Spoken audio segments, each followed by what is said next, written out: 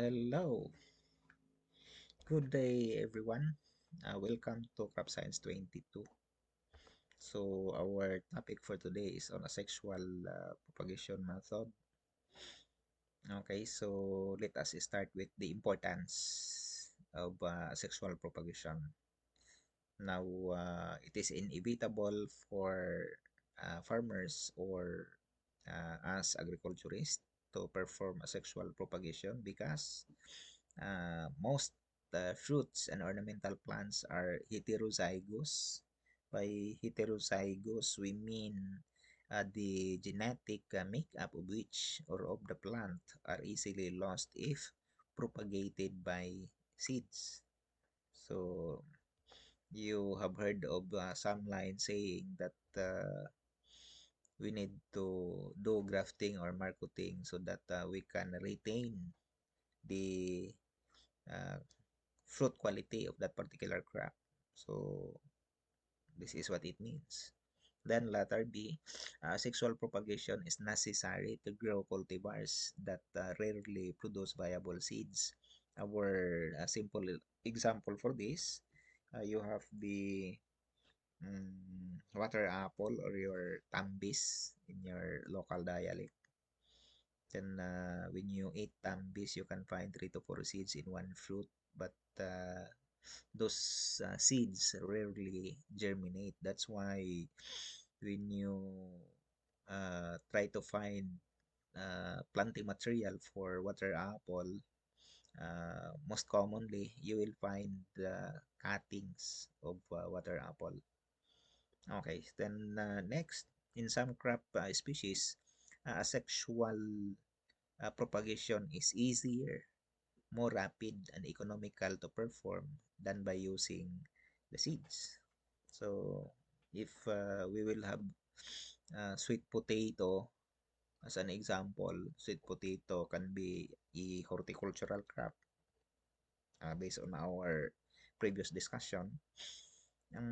It will cause you longer time to wait for a sweet potato to bear flowers and produce the seeds, and not all of the plants will produce the seeds simultaneously.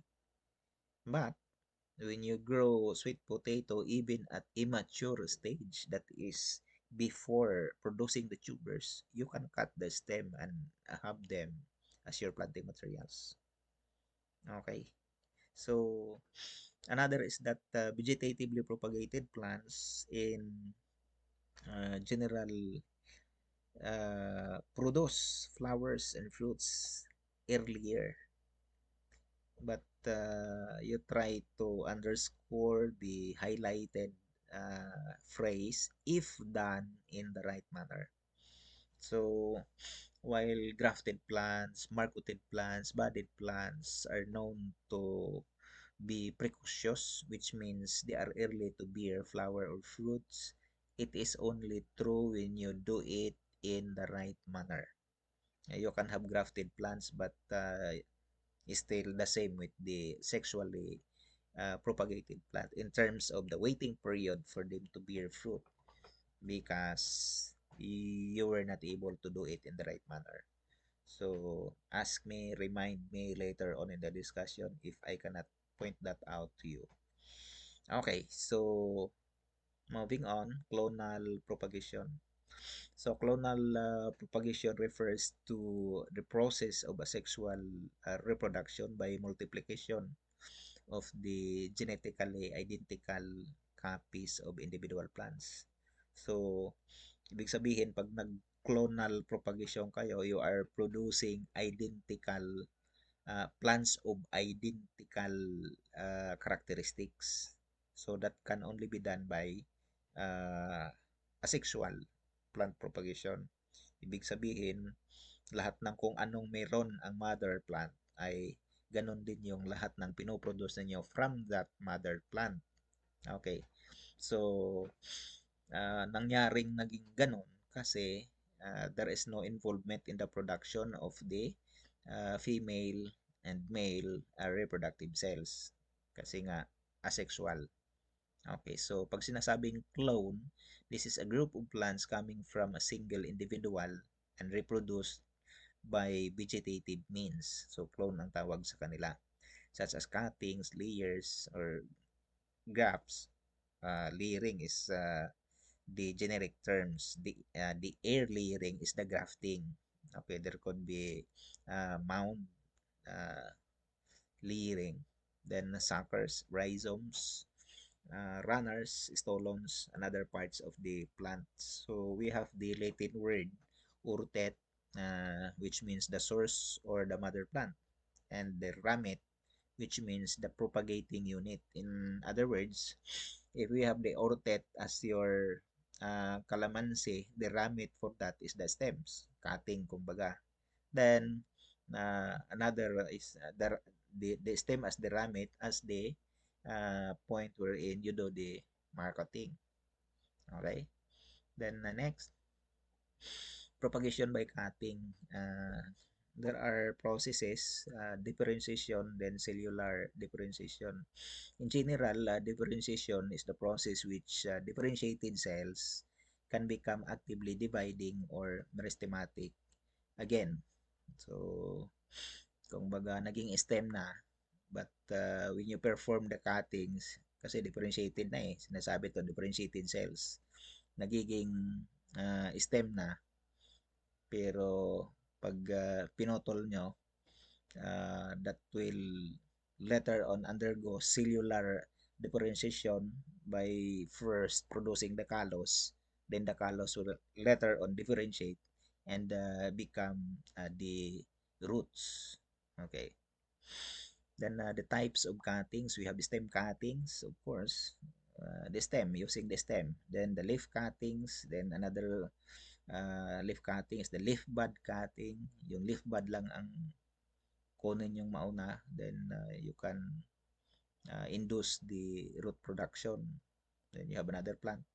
Then ito pala yung leaf bud, sinasabi, consists of a leaf blade, petiole, and a short piece of the stem with the attached auxiliary bud. I do not fully buy this idea because this is part of the stem cutting anymore, not leaf cutting. Anyway, then the root cutting obtained from a portion of the root.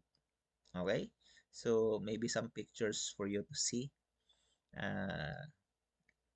Leaf cutting, then you have that.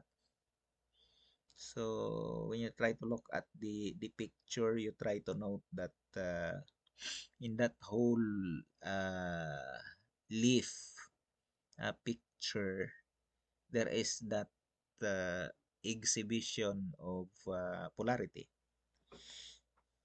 which means that the roots simply emanates from the basal or proximal end of the uh, leaf portion. So, kumbaga, hindi nangyari na ang roots ay doon na produce sa apex ng dahon, nasa base, nasa proximal end. Okay? Then, another is, this is stem cutting. The example is rose. Cuttings of a rose flower. Then another is root cutting. Root cutting. Okay. So, root development in cuttings. The process of the adventitious root or de novo adventitious root development, particularly in stem cuttings, can be divided into 3 stages.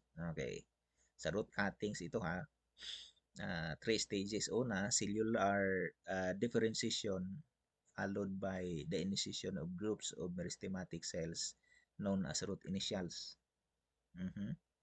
So, the second is the differentiation of root initials into recognizable root primordia.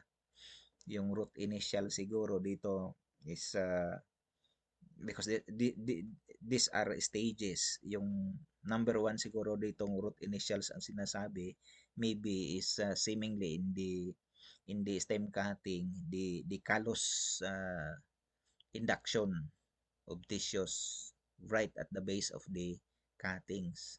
Pag number two stage, there is that differentiation of root initials into recognizable root primordia or root initial, kumbaga. So hindi pa parang tissue lang siya na nagputrod na ganun, hindi pa kumbaga very defined as root. And the third stage, the growth and emergence of the new roots, including rupturing of other stem tissues and formation of vascular connections with the conducting tissues of the cuttings, kumbaga. So, just the step-by-step procedure or process of the root development. Okay. Then we have shoot development in cuttings, ways or cases by which new plants regenerates from root cuttings. Okay. Shoot development in cuttings in general, be it root, stem, or uh, stem cutting. Okay. We have leaf, stem, and root cuttings. So here, first, from root cuttings, ways or cases. Okay. So, may mga, kumbaga, condition or cases na ito mangyayari pag tingnan natin ang root development in cuttings. Okay. For root, okay, root cuttings produce first adventitious shoots, then roots appear later from the base of new shoot. So, mayroong condition na ganon na unang maproduce yung shoot, saka na yung roots. Yung number 2 case naman, will develop root system will be formed first before shoot will appear. Meron din ganon. Okay.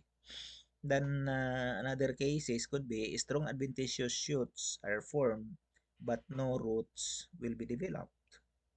So may problema kayo doon. Sa tissue culture, ang usual na procedure sa or cases sa tissue culture, pag meron kayong explant pagkatapos induce ng callus formation, pagkatapos i-transfer na naman sa ibang medium at lumilitaw, yung kasagarang mauna ay shoot. So magkaroon kayo ng plant na walang ugat. Pagkatapos ililipat na naman sa another medium, maybe with different formulation of chemicals, in order to seduce the production of roots. Pero dito, balik-baligtad. It depends on the cases na magiging observable. Kumbaga, yung pang-apat, strong root system without producing strong shoots. So, yun yung mga possible cases, kumbaga. And maybe simple experiment can do something about it. Okay, leaf cuttings. For the leaf cuttings, merong sinasabi dito na ang primary meristems or group of cells which have never ceased to be involved in meristematic activity. Ito yung primary meristems. So, palagi yon primary meristems. Lahat ng shoot tips of growing plants ay nandoon yung primary meristems, kumbaga. Ever active cell dividing portion of the plant, andoon yung growth, kumbaga, na concentrate. Then secondary meristems, group of cells which have differentiated and functioned in some mature tissues system, and then again resume meristematic activity. So yun yung kumbaga sometimes when you cut, yun yung older portion sa bandang kalagitnaan or sa gitna ng dahon, doon magkakaroon ng another actively dividing cell so that roots will be formed in that particular portion. Then some example or picture. In the picture, we have more on the pictures are ornamentals, I think. There is one, parang hawig ng sweet potato. So, that's the one which I personally, I tend to disagree na pwede pa nating tawagin. Kasi ang tawag nito in the previous slides, leaf bud cuttings. Paano nagiging leaf bud dyan? Kung leaf bud man na ang pinutol at ipinakita na posibleng doon mag-uugat, may dahon, may picture pa naka-attach sa stem. Pagkatapos, yung pinaka point of connection ng picture doon sa stem, yun yung node, stem node. Now, in sweet potato, lahat ng nodes, pag natapat sa ground, kahit hindi mo putulin, is capable of producing roots. So, kung baga, parang cutting siya, stem cutting siya. Hindi siya leaf cutting. So doon na lang tayo sa klarong example ng leaf cutting talaga. Kasi yung leaf bud cutting ay parang stem cutting din. Anyway, then this plant is capable of being propagated by leaf cutting. Okay, polarity in cuttings. So, preferential direction of cell division, enlargement, and differentiation, and by orientation of the tissues formed from these cellular activities. Now, what you need to remember in this particular concept, polarity in cuttings, is that it depends on the type of cuttings. For stem cutting and leaf cutting, the polarity are the same. Okay? At the older portion, we refer it as the proximal or basal end. Proximal end or basal end. If this one, if for example, this is a leaf, in leaf cutting, okay, this one here in my finger is the petiole, leaf petiole. So the petiole is being attached to the stem.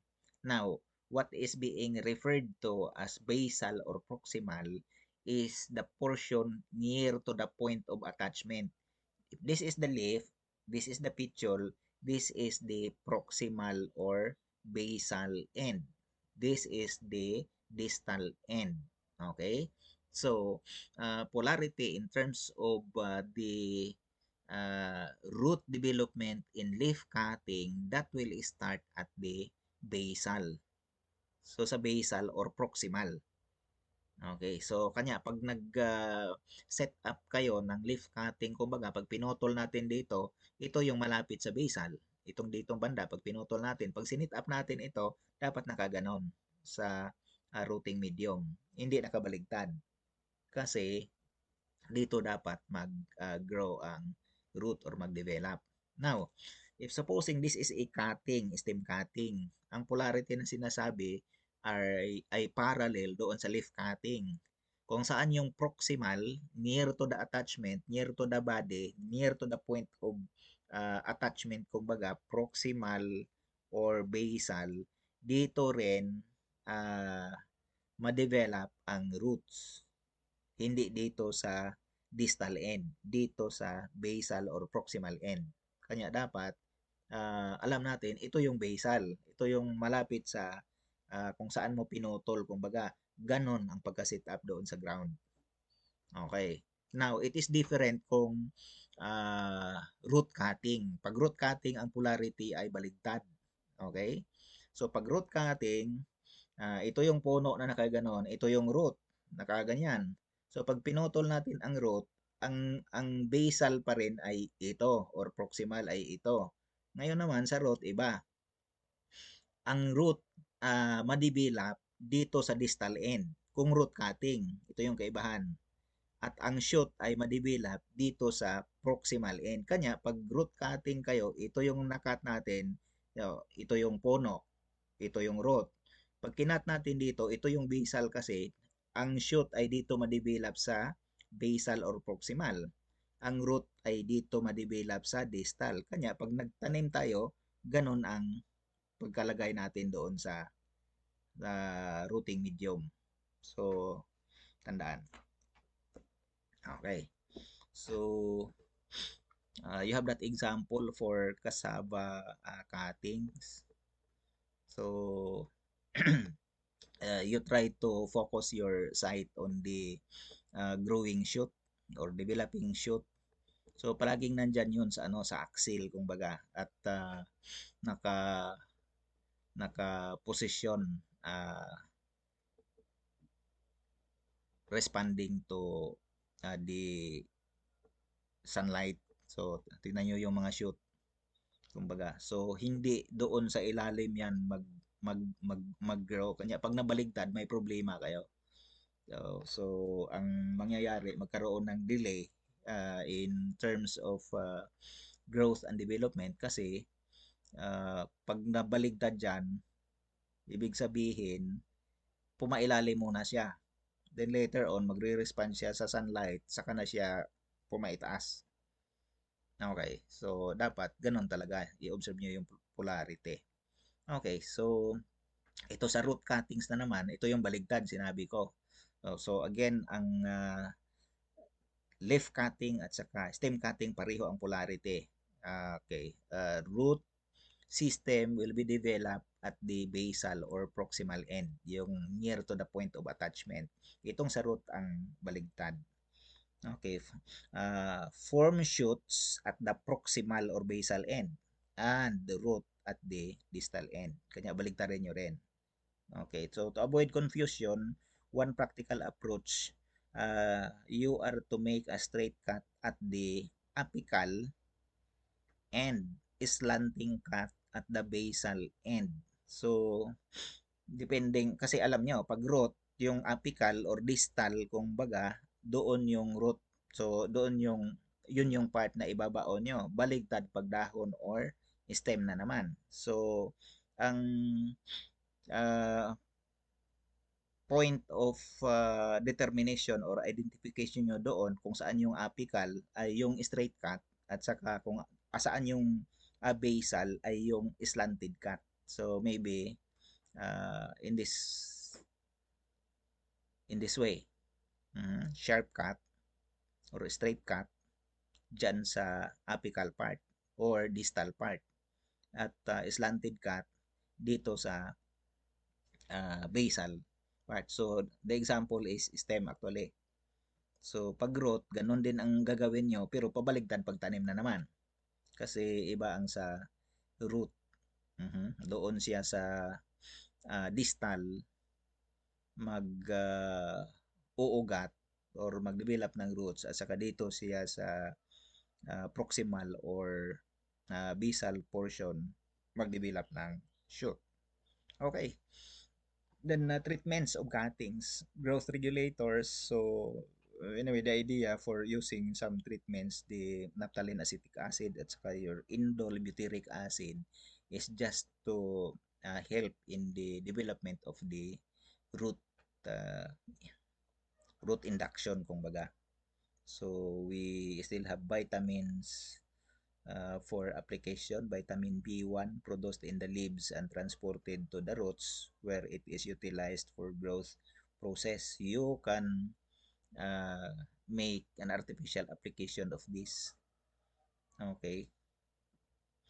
Then still on treatments of cuttings, use of proper rooting medium. So what are the functions? Hold the cuttings in place during the rotting period. Okay, so we're talking of the rotting medium. Others will use the coconut husk. Other will use sphagnum moss. Other will use mixture of rotting medium, garden soil plus carbonized rice hull and plus rice hull partially decomposed in order to provide uh, higher aeration in the rooting medium. Okay. Then mineral nutrients, nitrogenous compounds, and boron enhance rooting in cuttings, especially when used in combination with auxin. So fungicides as treatment, prevent newly formed roots from fungal attack. So, soaking the base of the cuttings at specified times in terms of number of seconds or minutes will help protect your cuttings from uh, fungal infection. Then, wounding usually at the base of the cutting promotes root production. So, mayroon pa tayong maraming hinahanap na mga procedure pag nag-apply kayo ng chemical, yung NAE at saka IBA, pwede sigurong hindi nyo nagawin itong maraming ganito. So, wounding. Of course, by wounding, you try to trap the flow of the photosynthase, the food reserve of the plant, such that by so doing, you are trying to initiate the callus induction and later on proceed with the process of differentiation in order for roots to be developed. Okay. Then due to natural accumulation of auxins and carbohydrates in the wounded area, maybe the production of roots will be initiated. Okay. Then injured tissues from wounding stimulated to produce ethylene, and ethylene known to promote adventitious root formation. So, sinabi dito na injured tissues from wounding stimulated to produce or stimulate to produce ethylene. So, uh, tingnan nyo or you try to search pag i-type ninyo na stress hormone ang lalabas doon or mayroong mag-reflect doon na ethylene. Kanya sinabi dito, injured tissue, kasi pag nag-wounding kayo, pag halimbawa, basta kahit anong gawin na magiging ma-stress yung portion ng tissue, kumbaga, ay dahil ang tawag ay stress hormone ang ethylene, ay mag-produce ka agad yun ng ethylene. Okay, so but yun yung mangyayari pag halimbawa nasugatan nyo yung portion ng fruit, pagkatapos makita nyo na lang na halimbawa yung banana, pag nasugatan ninyo yung portion ng banana, may mangyayari doon, at saka yung portion na nasugatan, ayun yung maunang magpakita ng discoloration na kumbaga mayroong enhanced na ripening sa portion na nandoon dahil yung sugat, yung stress, impact ng stress doon sa portion ng fruit na yon ay nag-trigger ng production of ethylene gas. At saka ang ethylene ay isang ginagamit para sa ripening. So, yun yung dahilan. Abscission, ethylene din. Kasi, halimbawa, during typhoon, ang mga dahon ay ma-stress. So, makita nyo yung mga dahon, halos nalalanta. So, once na-stress yun, lalabas yung ethylene. So, kanya nga, nalalaglag yung mga dahon kasi siya yung magtre-trigger ng abscission doon dahil sa action ng ethylene, kumbaga. Okay. So, anti-transpirational treatments.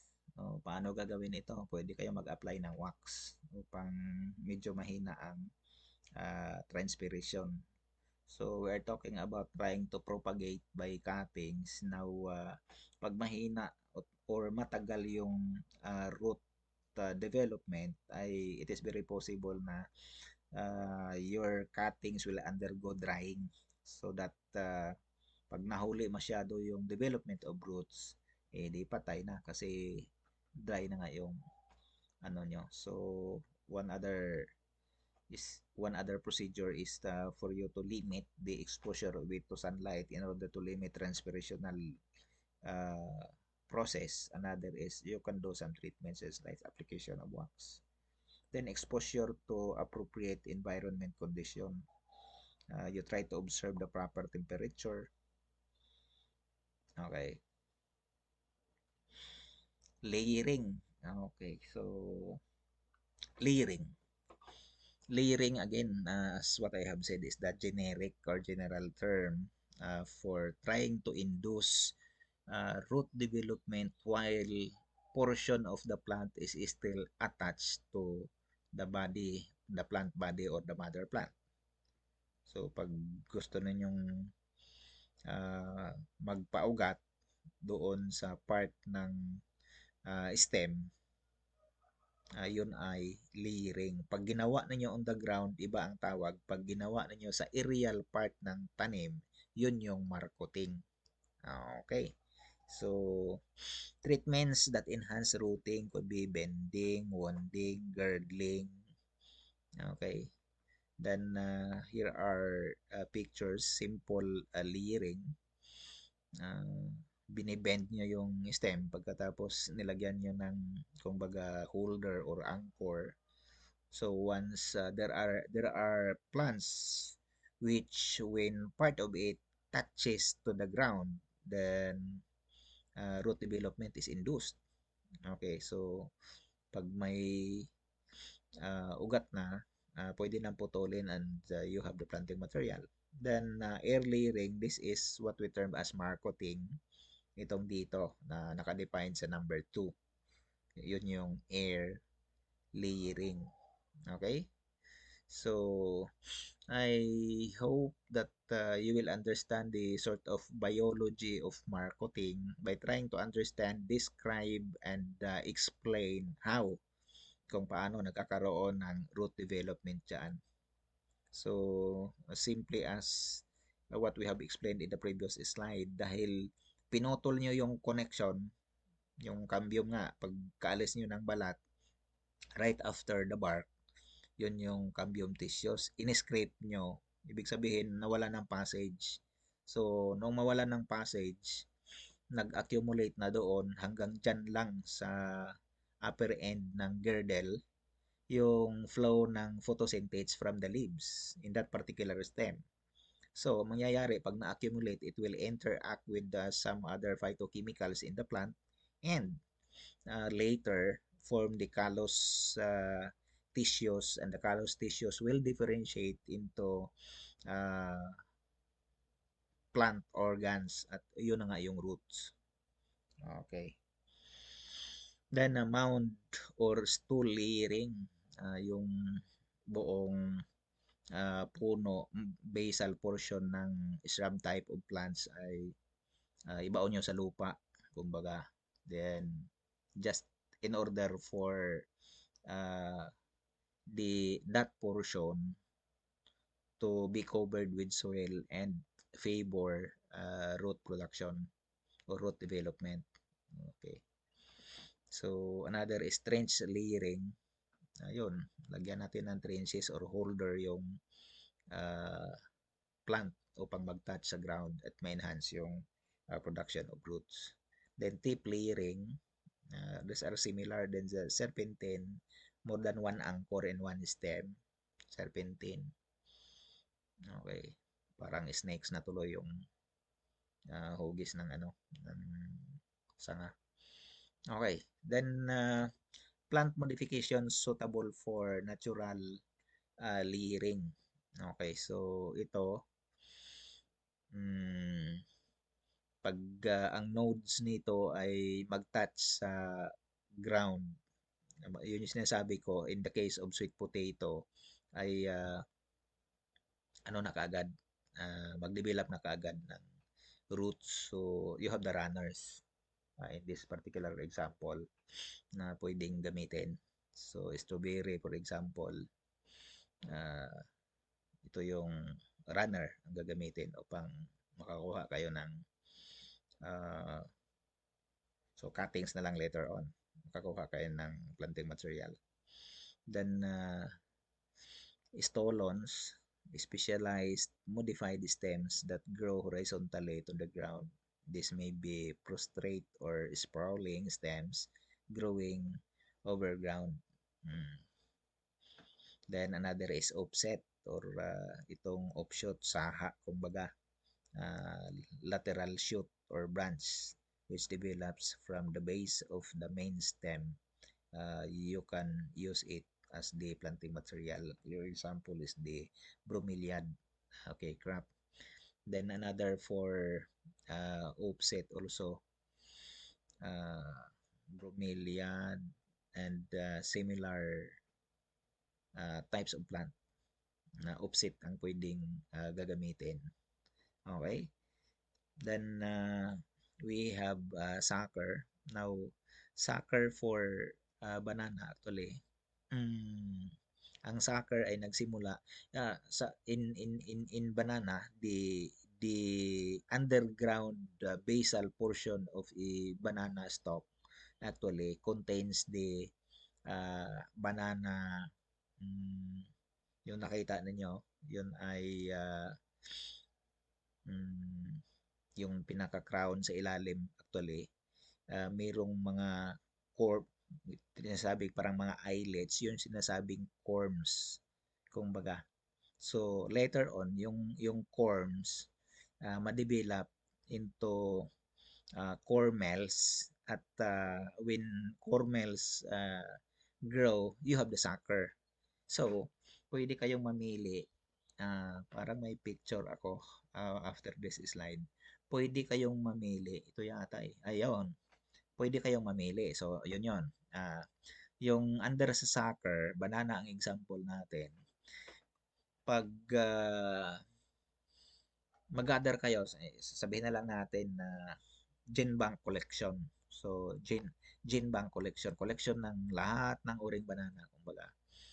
Halimbawa, doon kayo sa pinakadulo, either doon kayo sa Apari or doon kayo sa Cotabato manguha ng gene bank ng banana. So, pag sakir lahat ang dadalhin mo at marami ang nadala mo, di isang barko. Pero kung marunong ka doon sa corms, yun lang, konting portion lang ng corm itong nasa pinakauna, left side kumbaga. Maraming mga islets yan which later on pag na-develop, yun, mayroong mga lumalaki ng konti dito sa middle picture kumbaga. Yun yung later on ma-develop into sucker dito sa rightmost picture na meron ng nakita na maliit na banana. So, hindi gaanong bulky, konti lang ang dalhin mo na may medyo marami-rami na rin na uh, corms na nandoon or cormels later on that will develop into sucker. Okay? Then crown for pineapple. But if you read some literature in pineapple, crown is not actually the most what is this recommended portion, because you can plant pineapple uh, by the crown, you can plant pineapple by the slips, meaning uh, the offshoot from the stem of the basal stem of the pineapple, and you can plant pineapple from the sucker, meaning the small pineapple plant that develops right from the ground. Okay, so tatlo ang pwede mong gamitin doon. And among the three, ang sucker ang most recommended, na yun yung ginagamit sa mga bigger pineapple plantations even in Ormoc.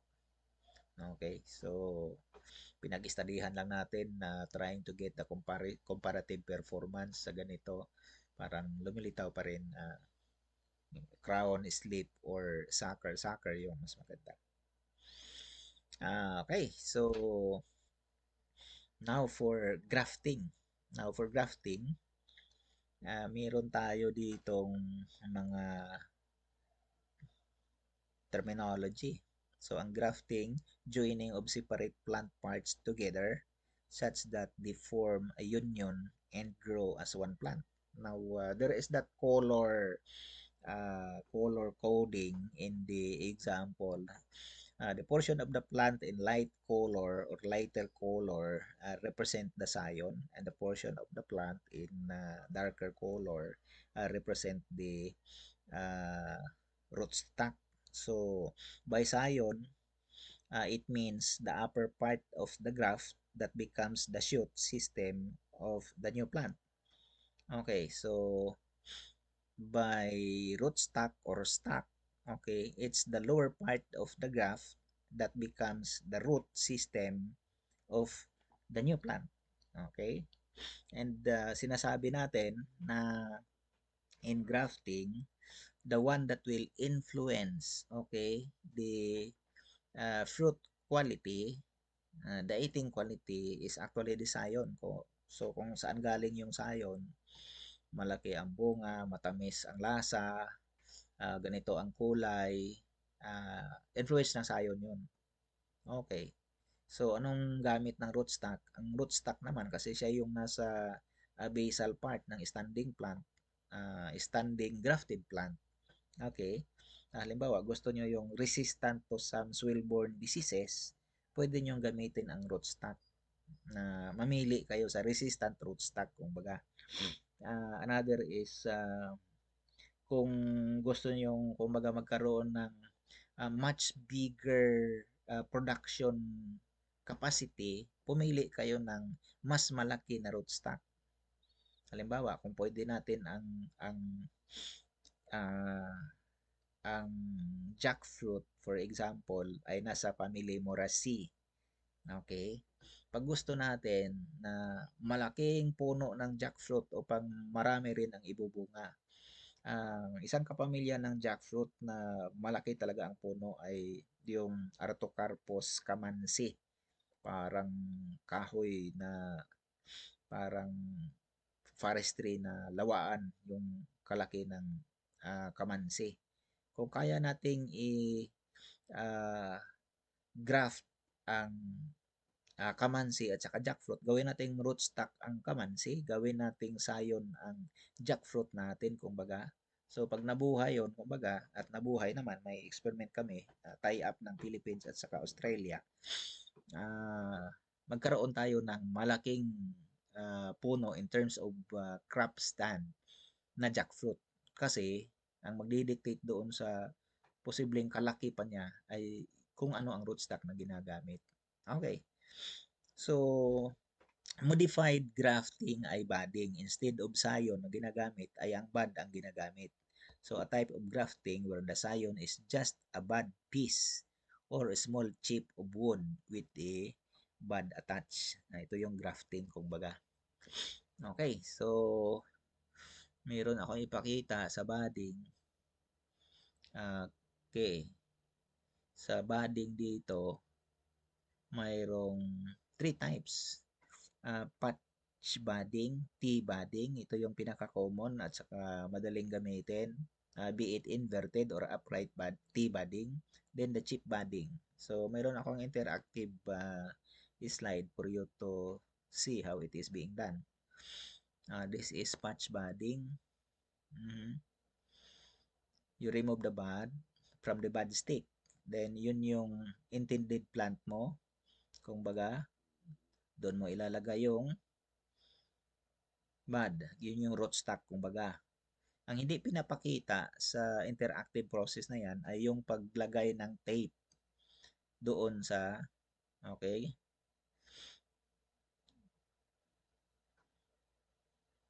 Okay, supposed to be after that, ayan, nilalagyan ng tape. Okay, so that is patch budding. So let us proceed to T-budding. So sa T-budding, yun yung bud stick, kumuha ka ng bud stick doon. Pagkatapos dito sa rootstock mo, gumawa ka ng T-wand, open the bark, insert the bud, close the bark, then tape. Hindi pinapakita yung taping doon. So, i-secure natin ng tape pagkatapos enclose yung bark. So, this is or that example is the upright T-budding. So, mayroong budding na inverted T. Yun ay upright. Okay, so for T-budding. Next, we have chip budding. So, chip budding, yung pagkuha natin sa bud, kumbaga ay parang kasali yung, parang diretso lang, kasali yung wood doon. Okay, so ang gagawin, Gumawa rin kayo ng sugat doon sa rootstock, nakasali rin ang wood, kumbaga, kasing hugis or laki yung wounding doon sa bud stick. Okay, question, sir, paano natin masisigurado na pareho? Okay, so ang procedure niyan ay just fit one side of the wound. Only one side. So itong nasa harapan natin, ayun lang dapat ang ano natin, i-fix. Pagkatapos, iti-tape natin upang hindi na mag-move. Bahala na yung kabilang side. Okay. So, again, ulitin ko sa tatlong procedure na yon na interactive, kumbaga, hindi pinapakita yung taping. So, supposed to be may taping pa siya. Mhm. Okay. Then, reasons for grafting or budding. Bakit tayo magre-recourse ng grafting or budding? Plants cannot be propagated by other means. So, pag may mga tanim na mahirap naman, wala kayong makikitang, wala kayong makikitang mahirap nating gawing cuttings.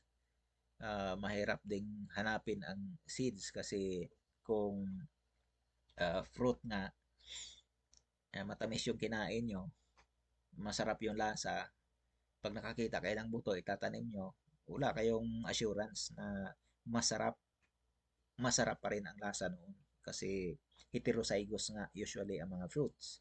So, pag dito, cannot be propagated by other means, in some instance, nakapunta kayo sa isang lugar, may nagsabi na yung puno na yon ng prutas ay masarap at may magandang quality. Taon, hindi hindi buwan ng pamumunga. Ay gusto nyong makadala ng planting material, anong gagawin? Na hindi naman buwan ng pamumunga, di walang seeds. Most of the fruit crop actually ay nabilong sa tinatawag natin in terms of seed classification, uh, sila ay mayroong tinatawag na recalcitrant seeds. Ibig sabihin, ang recalcitrant seeds ay reverse doon sa orthodox na seeds. Halimbawa, ang corn, ang rice, orthodox yun, pwede nyong itago sa 1 taon, 2 taon yung seeds at buhay pa kung tama lang ang moisture content. Reverse naman doon yung recalcitrant seeds.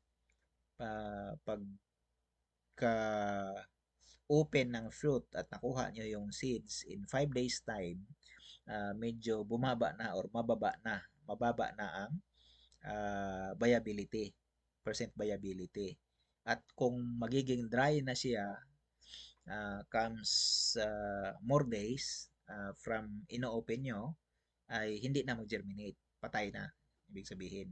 Kanya nga, pag hindi nataon sa pamumunga, gusto nyo kumuha, ito yon, plants cannot be propagated by other means in some instance. Kumbaga, so the only way you can recourse to budding or grafting kasi pwede kayong magdala ng portion ng magdala kayo ng portion ng stem ni mayroong nakita nyong mga buds na nandoon, yun yung bud stick, kumbaga. Pagkatapos, hanap na lang kayo sa inyo ng rootstock. O, di, nakadala pa rin kayo ng planting material. Okay, kung grafting naman, di, hingi kayo ng portion ng shoots upang gawing sayon. At doon nyo rin i-graft pag uwi sa inyo. Then, number 2, decrease time to flowering and fruiting. Yun yung sinasabi ko kanina, dapat dito ko i-explain. Especially for fruit and nut trees. Ang sabi ko kanina, magiging early lang yun provided you follow the proper procedure. Okay, anong procedure nito? Na ang sayon or ang bud ay kinuha ninyo doon sa mother tree na nag-umpisa ng mamunga. Again, nag-umpisa ng namunga or has bore fruits even once. Yun yung ibig sabihin. In other words, it has passed through, the mother tree has passed through what we call as the vegetative stage or phase. It is already in its reproductive phase. So that when you get the bud or when you get the scion, and graft it with a rootstock, it will not go back to its vegetative phase anymore because it is in the reproductive phase. That is the reason why, halimbawa, sabihin natin na ang tanim na ito ay namumunga within 5 to 7 years. Pag grafted or budded siya following the proper procedure. So, ang proper procedure ay kinuha ninyo sa mother tree ang bud or scion na namunga na even once. Namunga na even once. Mamumunga na siya ng nasa 3 years or even earlier. Why? Dahil tapos na siya sa tinatawag na vegetative phase. So, ang hinihintay na lang natin sa grafted plant na tama yung procedure sa pagkagawa ay magkaroon siya ng kalakihan yung crop stand, kumbaga, capable of bearing the fruits. So, pag nakita niyo yung mga grafted or marketed na nag-follow din sa procedure, kalamansi for example, nasa pot pa lang, nasa nursery pa lang, namumunga na. Dahil tapos na nga yon sa vegetative phase. Okay. So, obtain desirable characteristics of rootstock such as disease resistance. Ito ay influence ng rootstock nga. Then, adapted to soil or climate in various regions. Then, the dwarfing. Pag may root, sabi ko kanina, gusto nyong palakihin, kumuha kayo ng rootstock na malaki. Ngayon, dwarfing, gusto nyong maliit, di kumuha kayo ng rootstock na hindi gaanong kalakihan yung crop stand, kung baga. Okay, then another reason is change established plants. Parang meron tayong picture after this. Meron kayong in picture, meron kayong tanim, pagkatapos sabihin na lang natin na hindi siya maganda, pero umabot na siya ng 10 years. Ibig sabihin malaki na. Ngayon, pag putulin natin at magtanim tayo ng bago, balik tayo sa grafted na sobrang liit pa. Sobrang tagal naman ng paghintay natin na magiging 10 years upang maging ganong kalaki yon. Okay, so ang gagawin is, putulin mo lahat yung nasa top, pagkatapos pag nag-umpisang mag-branching, kasi hindi ba, mag-grow yung shoots pag nag-prune kayo. Yung lahat ng mga bagong shoots ay i-graft ninyo ng yung desired cultivar or variety. Yun yung sinasabing top working. Okay, so magkakaroon kayo ng bagong plant.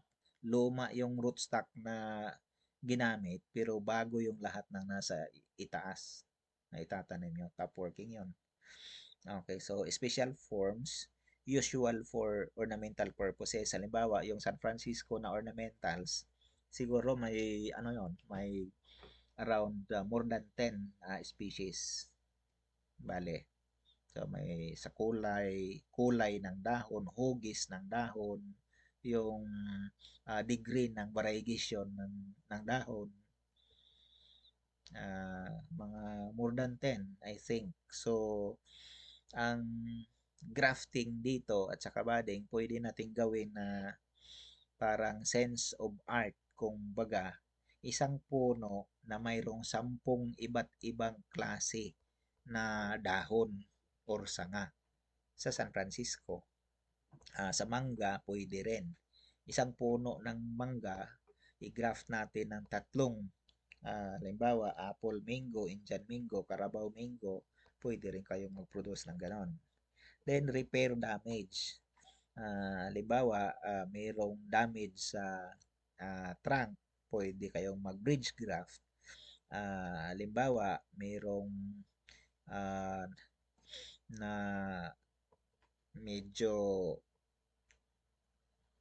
imbalance na sanga na kumbaga sa tingin nyo pag namunga ng marami ay bibigay, kumbaga pwede kayong mag-brace graft, kumbaga pang gawing matibay.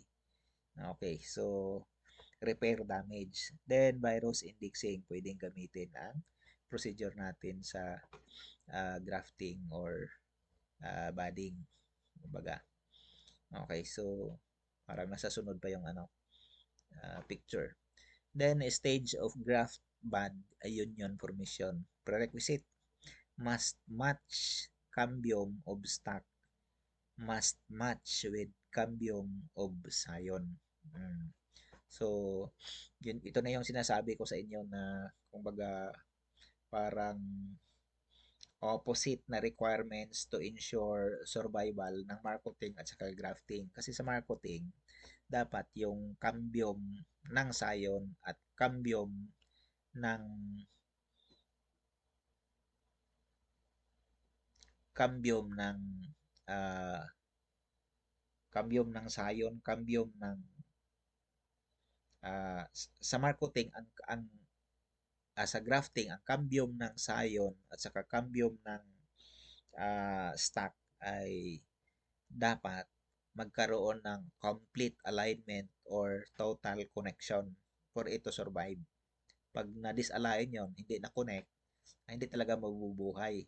Hindi nagtapatan yung cambium ng dalawa, di walang continuity. Pero reverse niyan ang requirement pag marketing. Kasi dapat sa marketing, dapat mo ma-totally disconnect yung cambium from the top going down doon sa stem. Otherwise, pag hindi mo totally na disconnect, walang callus formation at walang differentiation of tissues upang magkaroon kayo ng root development on the wounded portion. Kasi tumagos yung mga photosynthetics eh. Okay. So, ayun yun. Dito, ito yung mga prerequisite na dapat nagka-align or nagka-match daw. Callus formation by both stock and scion magkakaroon. So, kumbaga, magkakaroon ng paghilom ng wound. Okay, healing of the girdle. Then, intermingling of callus from stock and scion. Then, new cambium forms in the graft point. Then, new secondary xylem and phloem from new cambium to connect stock and scion. Okay. So, yun yung yun para yung match na word na ginamit nila ay pwedeng align, supposed to be match or align. Okay. Then factors affecting success of grafting and budding. Plant type. So what about plant type? Okay. For uh, for grafting and budding, for example, sa plant type, mayroong mga plants na halimbawa ang Artocarpus, madagta, may latex, dagta, latex, kumbaga. So, somehow, ito yung dahilan na medyo mababa talaga ang survival rate ng grafting or budding pag jackfruit ang pinag-usapan. So, plant type, mali. Isa, factors affecting success of grafting and budding. Another is plant relationship. Of course, plant relationship, ang sinasabi natin na you remember this principle, the nearer, the closer the botanical relationship is, okay, the higher will be the percent of success in budding and grafting. Alangan naman yung, yung halimbawa, ipagpalagay natin mangga, pagkatapos i-graft mo sa guava, hindi magkapamilya yon, di ba? So, dahil hindi magkapamilya, mahirap mabuhay talaga. Zero siguro yung expect nyong percentage doon. Kasi, ang within the family nga, murasi. Mayroon kaming problema kung ang jackfruit ay sa marang, mababa masyado. So, ang jackfruit kasi Artocarpus heterophyllus. Ang marang ay Artocarpus odoratissimus. So, pareho ang genera, pareho ang pamilya, hindi naman pareho ang species. So, dapat pareho ang pamilya, pareho ang genera, pareho ang species, meron pa ngang problema yung percent of success. How much more? So, ito yung plant relationship. So, remember the principle. The closer the botanical relationship is, the higher will be the percent of success. Then, incompatibility. Incompatibility has something to do with some internal physiological condition of the plant. So, sometimes kung hindi talaga compatible, mahihirapan ka. Hindi hindi hindi sila compatible, mangyayari kahit pareho ng genera, pareho ng species, hirap pa rin ang survival. Okay, so season and growth state. So, mayroong observe uh, observation natin dito sa jackfruit. Pag summertime, mataas ang survival. Pag rainy days, rainy season, mababa masyado ang survival. So, maybe that has to do with the some physiological or internal conditions, and sometimes ang duda namin ay dito sa proliferation ng possible infection of diseases kung tag-ulan. And another is environment, proper temperature, humidity, and some other factors, sometimes light intensity.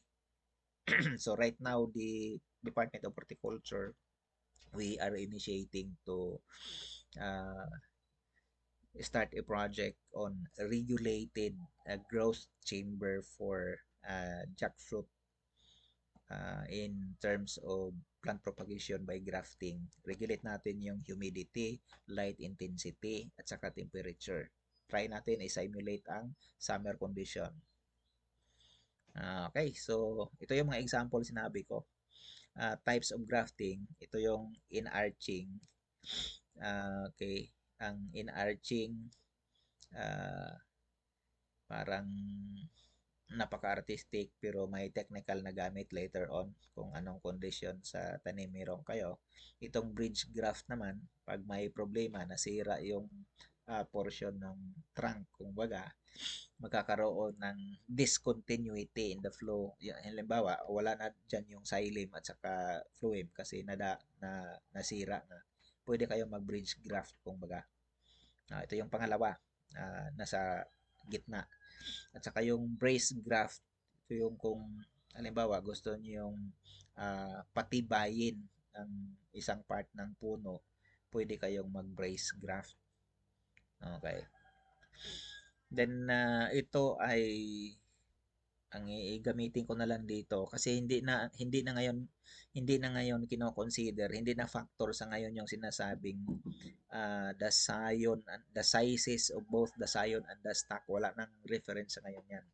Dati kasi pag pareho yung laki in terms of diameter, dapat ito yung procedure ng grafting na gagamitin. Pag mas malaki ang sayon, mas maliit ang stock, ito yung type of grafting na fitted para doon. Pag reverse naman, maliit ang sayon, mas malaki ang stock, ito yung procedure. Sa ngayon, hindi na ganun.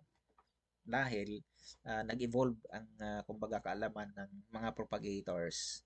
Ang importante ay fit only one side. So, if you can fit only one side, you can do regardless of sizes, you can do cleft grafting and it's enough. Clip only one side. Okay. So, we have some application, however, with the sizes of rootstocks. For example, pag bigger ang rootstock, ayan, pwede kayong mag-cleft graft ng dalawang dalawang sayon in one rootstock. So, ito na yung sinasabi ko. Posibleng ano kayo, dalawang variety of mango, kumbaga, in one mango tree.